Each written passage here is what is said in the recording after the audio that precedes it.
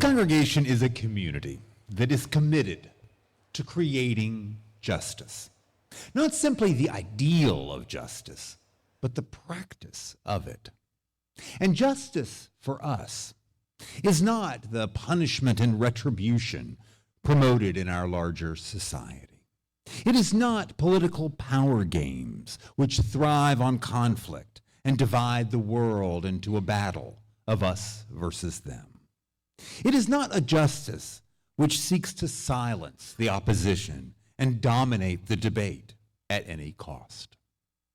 The justice that we speak of, the justice we try to live out as Unitarian Universalists, is an expression of our shared vision, a vision of a world where everyone can thrive, where mutual respect and care inform all our communal decisions, and where no one is exploited, left behind, or considered outside the circle of concern. The justice we seek is liberation from all that diminishes the holiness of our humanity. Now, I don't know about you, but I find this vision of justice and liberation, which is such an essential part of our faith, I find it to be a demanding calling much of the time.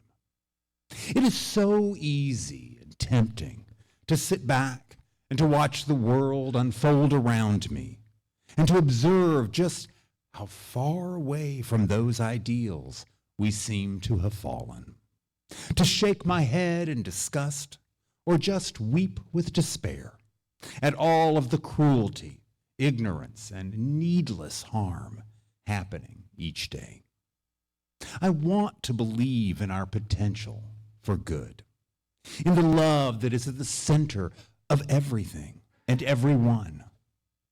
And if I'm paying attention, there's plenty of evidence for all of that all around me. But so often, in the great chorus of life, the voices of division and oppression seem so much louder, and they drowned out those singing of compassion and respect. And try as I might, I just can't seem to find the tune that I want to and I need to be in harmony with. Some of you may have heard that a couple of weeks ago, I received an invitation from our Unitarian Universalist Association to present the Saturday morning worship service during our upcoming annual UU General Assembly, much of which, by the way, is happening right here in Louisville. I will be leading this service with the Reverend Liz Weber, the minister of First Unitarian Church, and it is quite an honor. The theme of this year's General Assembly is Meet the Moment. And so in preparing for this service, both Liz and I have been thinking a lot about what it means to meet the moment right here and right now.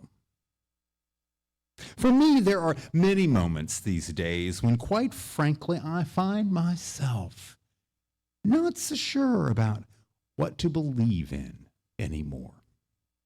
My humanist affirmations about our ability to overcome the challenges that confront us, those affirmations can feel at best unfulfilled, at worst a little naive and unrealistic. My spiritual grounding in the reality of our interdependence as a force that can and will bring us together and foster an appreciation of our diversity. That grounding runs smack dab into the headlines. The war, the acceptance of greed, the erasure of black and brown stories, and the people who tell them. At times like these, I am increasingly coming to understand that meeting the moment has to begin not with showing up at another protest or writing another letter to an elected representative or even volunteering at the food bank. These are outcomes. They are actions that come when I have some certainty in my convictions. Meeting this moment has got to start with being spiritually, emotionally grounded.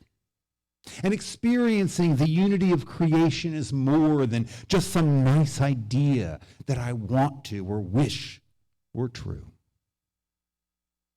As I contemplate times like these and seek a firmer foundation for my faith, I am finding it helpful to do what I call going back to basics.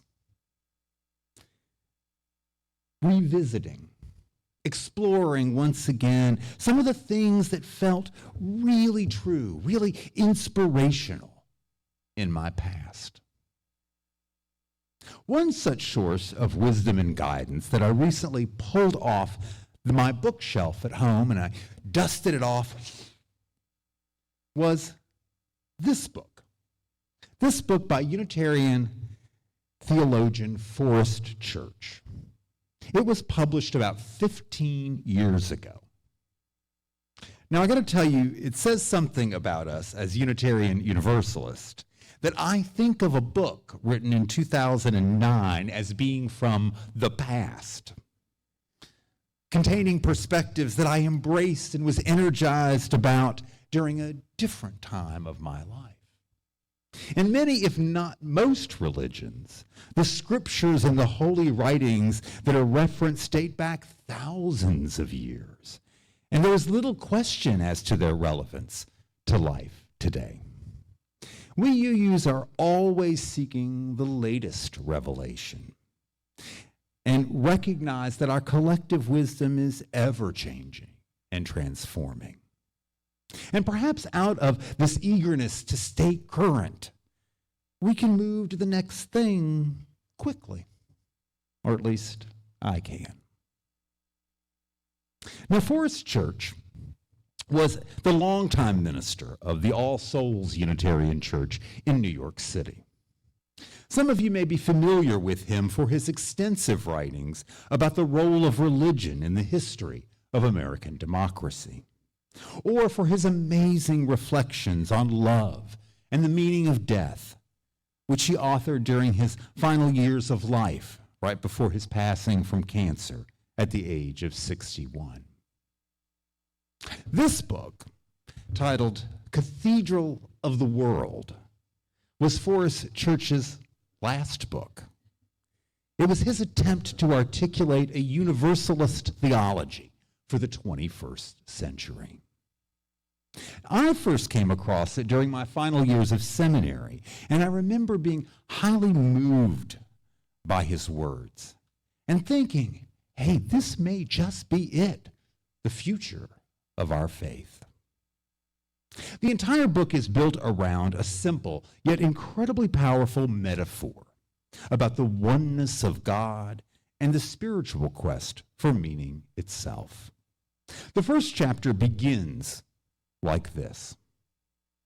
Imagine awakening one morning from a deep sleep to find yourself in the nave of a vast cathedral. You open your eyes into a world of light and dancing shadow, stone and glass, life and death. This cathedral is as ancient as humankind. Its cornerstone is the first altar. It is so vast that you could search for a lifetime and never know its limits. It is always under construction. Builders have worked from time immemorial, creating and destroying, tearing down and rising up, arches in the ceiling, new chapels, new icons and idols. As you wander this cathedral, notice the windows. In the Cathedral of the World, there are windows beyond number. Some long forgotten, covered in grime. Others revered by millions as sacred shrines. Some of the windows are abstract in design. Others are representational. Some are dark and meditative. Others bright and dazzling. The windows of the cathedral are where the light shines through. A 21st century theology based on the concept of one light shining through many windows offers us both breadth and focus. It honors multiple religious approaches. It excludes the truth claims of absolutes. This is because the fundamentalists claim that the light only shines through their windows, which is, of course, not true. While skeptics draw the opposite conclusion, confusing the windows for the light itself. They claim that there is no light. We shall never see the light directly, only as refracted through the windows of the cathedral, prompting humility. Life's mysteries lie hidden. The light will always remain veiled, yet it beckons us to imagine and to wonder. I reread those words from Forrest Church recently, and they really struck me. It seems to me that this powerful metaphor of one light shining through many windows can be stretched to be about more than just religion. It can easily be applied to the larger diversity of culture, identity, morality, history, and the paths of meaning-making that we encounter. It speaks of a unity within all of our differences.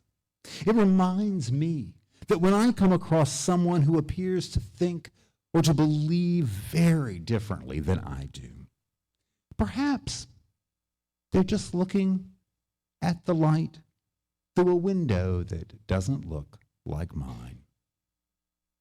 This invites me to approach the colliding of opposing views and attitudes with curiosity rather than judgment. It compels me to ask, what does the light coming through your window look like? Tell me about how you found that window that you chose, with all of the different windows to choose from. Now, as with any metaphor that seems so simple, so direct, that it just has to be true, I think there are some questions that Forrest Church's imagery raises for me. With the vast multiplicity of worldviews out there, and the extremes of which we interpret the challenge of living by our values, I have to wonder sometimes, is there just one light behind all those windows? Perhaps there are many lights. Or maybe the light comes in a spectrum of different wavelengths and intensities, so that we behold it differently, even when seeing it from the same viewpoint. Maybe in seeking to locate a greater unity, something that can hold us all together amid all of our divisions and disagreements, the commonality that we share is not one window to gaze out, obviously, right? But maybe it's not even a single source of illumination and truth seeking to guide us. Possibly the unity of our human experience is simply to be found not in the windows, not in the light, but in the shared act of looking for the light, seeking meaning and direction as we wander through the cathedral. So what connects us all is that we share a yearning, a desire to behold beauty and wisdom, to find safety and hope. And we all are here together, just trying to get along with each other as we search and we seek and we find. Now, when I put down Forrest Church's book after rereading it years after I had first been introduced to it, what actually stayed with me wasn't the windows and wasn't the light, wasn't this grand symbolic theology. What stayed with me was the title of the book, The Cathedral of the World. This precious place, this life that we have, no matter how broken or heartbreaking, is still a holy place. We are still here on sacred ground, still living in an amazing temple of endless shrines waiting to be discovered. This is still home, even as we seek to repair it, to build it, and to restore it, to make it glorious once more.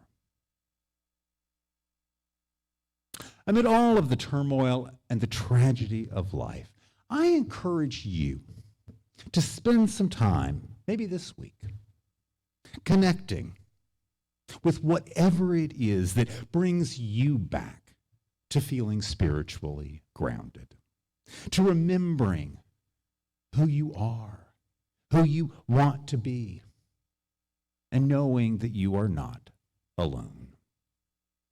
Maybe that's a book that you haven't read in years. Maybe it's some special music or a particularly peaceful place.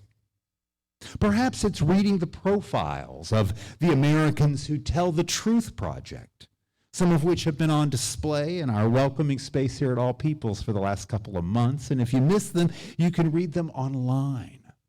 They're amazing portraits and profiles of some truly inspiring people. Whatever you are finding that brings you a little hope and resilience, share it with one another. In the darkness of these days, we all need a little more light from whatever window it's coming. And we can be that light for each other. So may it be. And amen.